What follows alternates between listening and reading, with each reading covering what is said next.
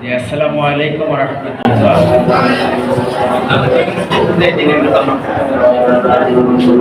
আল্লাহ রাসূল বলেছেন, আসমানের উপর আর জমিনের নিচে মানুষের হায়াতে জিন্দেগির মধ্যে সবচেয়ে মূল্যবান যে সময়টা, সবচেয়ে বরকতপূর্ণ যে সময়টা, সবচেয়ে মর্যাদাপূর্ণ যে সময়টা, সেটা হলো যে আপনি আপনার হায়াতের এই জায়গায় যেখানে ইফতারের পূর্ব মুহূর্ত, এই সময়টাকে মর্যাদাপূর্ণ সময় হিসেবে ঘোষণা করা হয়েছে।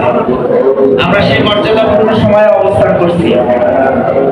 আমরা আমাদের নিজেদের হায়াতের সবচেয়ে গুরুত্বপূর্ণ, সবচেয়ে সুন্দরতম সময়, এই সময়টা অবস্থানে দাঁড়িয়ে আমার বারবার মনে হচ্ছে, গত বছর আমরা যারা একসাথে ইফতারি করলাম, সেহরি খেলাম, একসাথে রোজা পালন করলাম, সেই ইফতারি যারা একে অপরে এক প্লেটে ভাগ করে খেলাম, তার থেকে অনেক ভাইদেরকে হাতে কবরে রেখে আজকে রুহুল আমিন তোমাদের সাথে ইফতারিতে যুক্ত। বারবার মনে হচ্ছে আবার রোজা আসবে আমাদের সামনে, আমাদের সাথীরা এভাবে আবার রমজান পালন করবে, আবার সিয়াম কিয়াম ইফতার তারাবি সেহরি সবটাই হবে, কিন্তু হয়তোবা সেদিন আর রুহুল আমিন থাকবে না, সেদিন আর আমাদের মধ্যে কিন্তু অনেকেই থাকবে না। আজকে আমরা ওই হাদিসটা বেশি করে স্মরণ করছি। হুজুর বলেছেন যে হায়াতে জিন্দেগিতে রোজার মাস পেল আর তার গোনাহ ক্ষমা করে নিতে পারলো না, সে হতভাগা, কপাল পোড়া। অর্থাৎ রোজার মাস আসে মানুষদেরকে জান্নাত উপযোগী করে দেওয়ার জন্য, আর আমরা আল্লাহ তাআলার কাছে ফরিয়াদ করি, মাবুদ জানি না আর রমজান পাবো কিনা, কিন্তু এই রমজানটা যেন আমাদেরকে গোনাহ মাফ হয়ে ঈমান এবং ইহতিসাবের সহিত রোজা পালন করে গুফরিয়া লাহু মা তাকাদ্দামা মিন যামবি, আমরা যেন আল্লাহর কাছ থেকে গুনাহ মাফ করে নিয়ে জান্নাত উপযোগী হতে পারি। আল্লাহ তাআলার কাছে সেই ফরিয়াদ এবং সেই কামনা করছি। সম্মানিত ভাইরা, আল্লাহ কোরআনে বলেছেন কুতিবা আলাইকুমুস সিয়াম।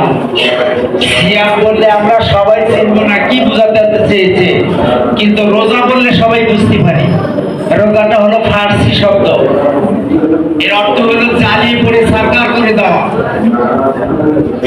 অর্থাৎ সিয়ামকে এই জন্য রোজা বলা হলো, তার ডাক নাম রোজা হলো এই জন্য, জ্বালিয়ে পড়ে সরকার করে দেওয়ার মানে হলো, আপনি দেখেন একটা মাটি দিয়ে তৈরি ইট দুনিয়ার আগুন দিয়ে পোড়ানোর কারণে ওটা পাকা ইট হয়ে যায়, পানিতে ধ্বংস করতে পারে না, মাটিতে পুঁতে রাখলে নষ্ট হয় না।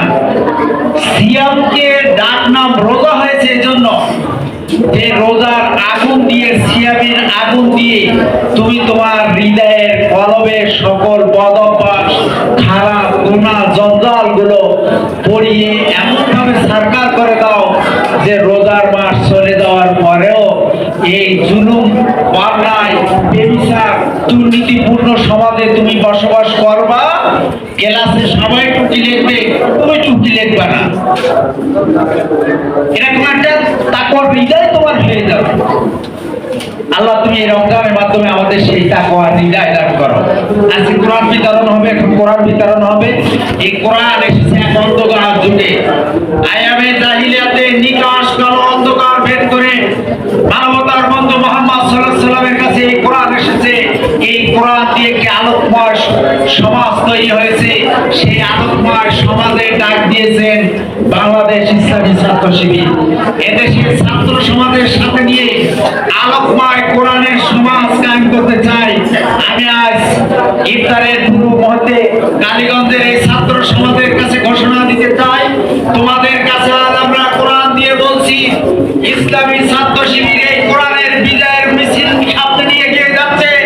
এই কালীগঞ্জের ছাত্র সমাজ যদি কালীগঞ্জ এই কোরআনের মিছিলের কান্ডারি ইসলামী ছাত্র শিবিরের জেলা সভাপতি, জেলা সেক্রেটারি এই কালীগঞ্জ থেকে উপহার দিতে পারে, তাহলে আজকে দাবি করে যায় আগামী দিন বাংলাদেশের সাতক্ষীরা ইসলামের বিজয়ের জন্য, ছাত্র শিবিরের বিজয়ের জন্য এই কালীগঞ্জ থেকে সর্বপ্রথম বিজয়ের মিছিল করতে হবে। রাজি আছো?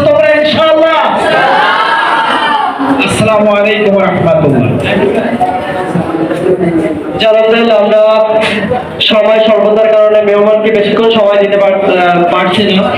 এ পর্যায়ে আমাদের কোরআন বিতরণী হবে। তো আমি সংক্ষেপে কিছু ভাইদেরকে সামনে এসে কোরআন নিয়ে যাওয়ার জন্য অনুরোধ করবো এবং পরবর্তীতে সবার কাছে কোরআন পৌঁছানো হবে ইনশাআল্লাহ। যে আমি যাদের নাম ঘোষণা করবো তারা সামনে এসে একটু কোরআনটা গ্রহণ করবেন। প্রথমত নাম ঘোষণা করছে মিজানুল করিম মুবিন, বোনকে সামনে এসে কোরআন নেওয়ার জন্য অনুরোধ করছে। এরপরে প্রস্তুত থাকবে ফাহিম হাসান, মাহমুদুল, সাকিব, তামিম হাসান, ফয়সাল, আব্দুর রহমান। পর্যায়ক্রমে আপনারা এসে কোরআন গ্রহণ করবেন।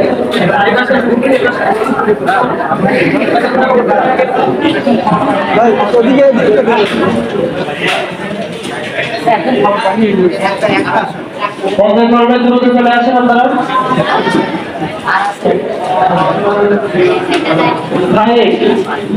সাকিব প্রস্তুত থাকবে।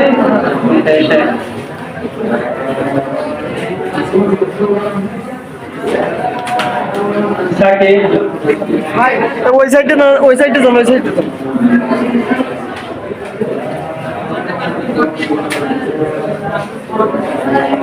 যে মাহমুদুল,